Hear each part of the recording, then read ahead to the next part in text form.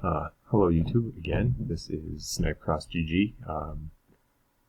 I made a mistake in my previous video. I called it the Rise of Targon tournament, but it's actually Ascent Targon, which is much cooler sounding.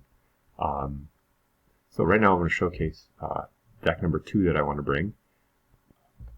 Again, my lineup is comprised of decks that I think will work well if they cannot get countered by Targon. So in the tournament, I plan to absolutely just, if I'm facing a Targon deck, basically, that has any lifesteal, ban Targon. In this case, it's not about the lifesteal, it's about Hush. And so, as you can see, this is a They Who Endure deck. I'm only running this as my only Freljord cards, so I will get the Allegiance with Wraithcaller almost guaranteed. The major card that changes this deck is Stalking Shadows. So when this card was released, a lot of players kind of experimented with it. The fact that I can have multiple They Who Endures is pretty cool, even though one is usually enough to end the game if the other person doesn't have lifesteal or a way to stop the attack / atrocity. So really, like, Stalking Shadows isn't used for the They Who Endure, but in my last game, actually, I ended up playing 4 They Who Endures because I just kept getting hushed. And the 4th one was the one that finally got the job done for the kill. So I'm going to play a game now. You can really see how fast and aggressive this deck is, right? I have the onlookers that can hit with their fearsome, right? Like 4/1s. Also, Stalking Shadows onto Cursed Keeper is pretty fun because at the end of the turn it'll auto die to make the Escaped Abomination. So yeah, let's go over here. We'll play a game with this. And I will again try and talk through exactly my decision-making process. I'm not playing it in ranked right now, mainly because if I feel like I'm multitasking, I'm not going to be as focused as I should be. But we'll see how it goes. Okay, so this is interesting. This is definitely going to be a heavy rally deck. We'll see how. Alright. Like, that's always a nice combo, having Blighted and Cursed Keeper. But the curve is a bit too slow for my liking, although that with Evolution is pretty nice. Let's drop it this way and hope for a 1-drop. Okay, that's not horrendous. I wish I was attacking on evens, but... Alright, I'm expecting a turn 2 Lucian. So turn 3, this is kind of pointless, so I'm going to drop this on turn 3. I'm going to drop this one now. So this is going to be my turn 3 play, my turn 4 play. There's the Lucian. We'll see if he trades it. I have no problem if he does. He likely won't though, since he has quick attack. That's fine, I'll sacrifice a spider to it next turn. Ooh, Lola Callista makes things an interesting choice now. Ah, yes, indeed, of course.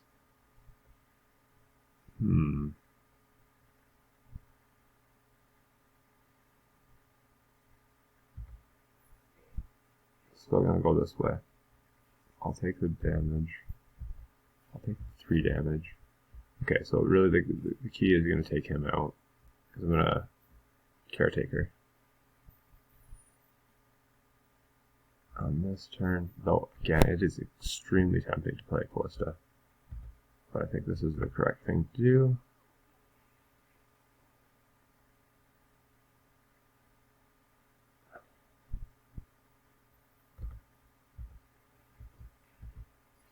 I have to do this in this order, because I definitely do not want him getting the effect. If she levels, she just becomes a 5/3 with double, which, I mean, is still good, but certainly not with the rally effect. Probably going to take this out anyway. Oh, okay, so he's... Now this is interesting. I don't really want that Lucian to level up, so I'm going to pop my own Elise here. Alright, excellent. Get my double draw. Kill the Lucian. So that survives. The only thing I have to worry about now is something like with Overwhelm. If he puts Overwhelm on that, that could be really painful. He's going to draw. I've got my Bark Beast. Maybe I save Butcher. Do I sacrifice this? Get my Bark Beast. No, I'm gonna save Butcher for when I play Callista. Oh, that's actually really nice. Because that can take this out. I'm gonna play this first because I want to produce the random card. Okay. Well, I mean, he could have. Would he be running that though? Ranger's Resolve stops this, but I guess the only 1 mana card that he could possibly be running that would do anything here. I don't mind. I mean, yeah, that makes sense. Sure. Okay. So this is nice. This is going to just give me another source of damage. And he's letting my Callista level.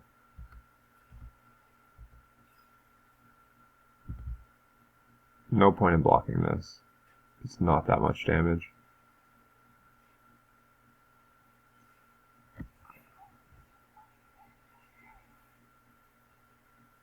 I can't think of a really good rally effect that he's going to have at this point anyway. I mean, he's manaless.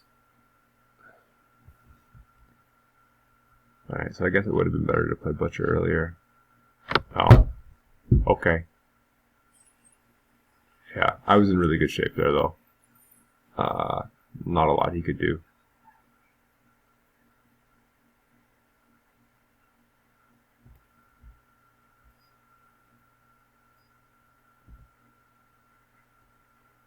So again, just looking at the deck.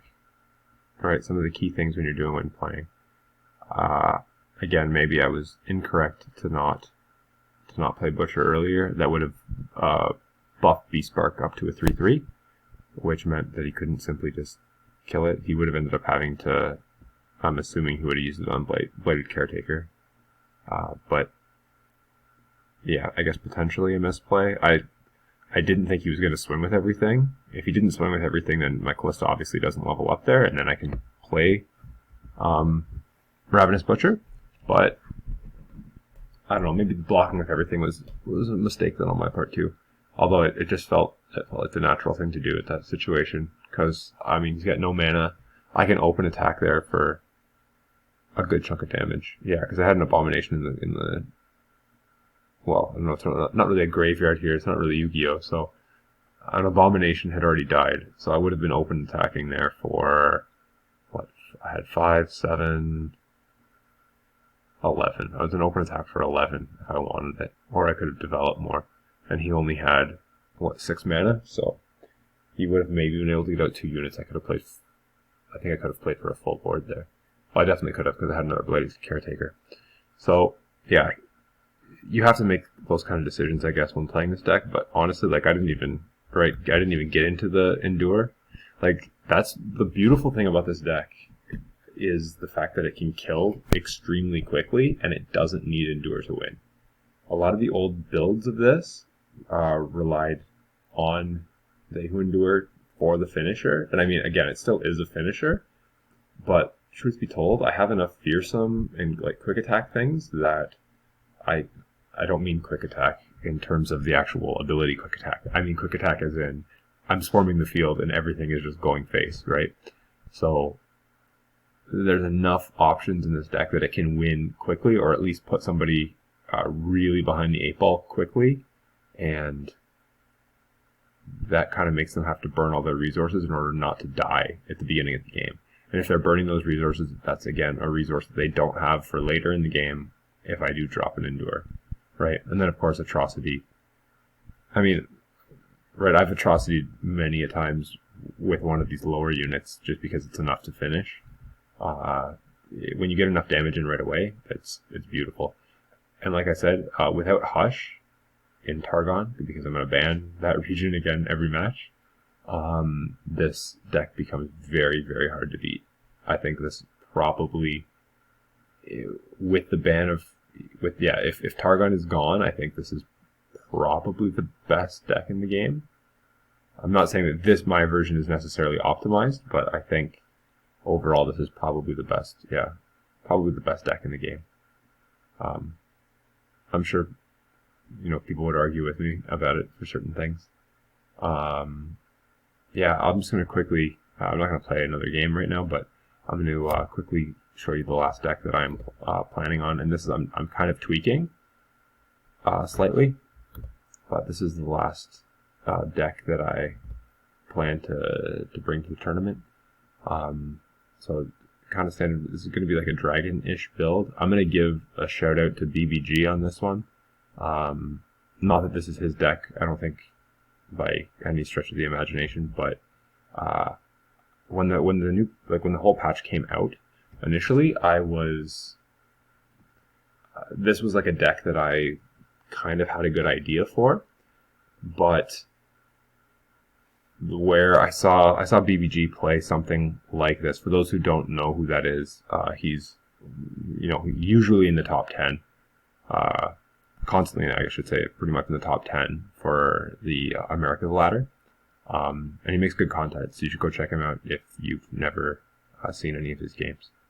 But he gave me the idea for the triple Radiant Guardian, and I know a lot of people are starting to do this, but mixing it with the dragons is what really kind of turned it around, because when I initially tried this build, it was maybe going like 50-50, but that's because I was getting burned down quickly by other things, and after adding the triple Radiant Guardian and the triple Concerted Strike, I've been able to counter a lot of things a lot better. So yeah, thanks to him, hopefully I'll get a shot at playing him, not this Saturday, but the Saturday after that.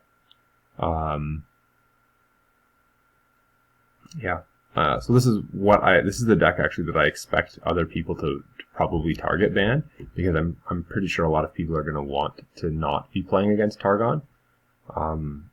Even though some people have the idea that Targon's really underpowered, I don't think that's the case, but I don't think it's like broken or overpowered either. I just think it's kind of an annoying deck style to play against. And if you look on ladder, a lot of the top tier masters ranks are playing things like this. So I mean, Lux Aryan Soul is a very popular deck right now. One day I remember playing, it was like 4 out of every 5 games I was playing, it felt like I was playing against Lux Aryan Soul. So because of that, I expect this deck to get target banned quite a bit, and if that's the case, I'm very confident in the other 2 decks that I have, especially again knowing that I won't have to face a Targon deck. Anyway, thank you guys for watching. Hope you enjoyed, and I'll see you next time.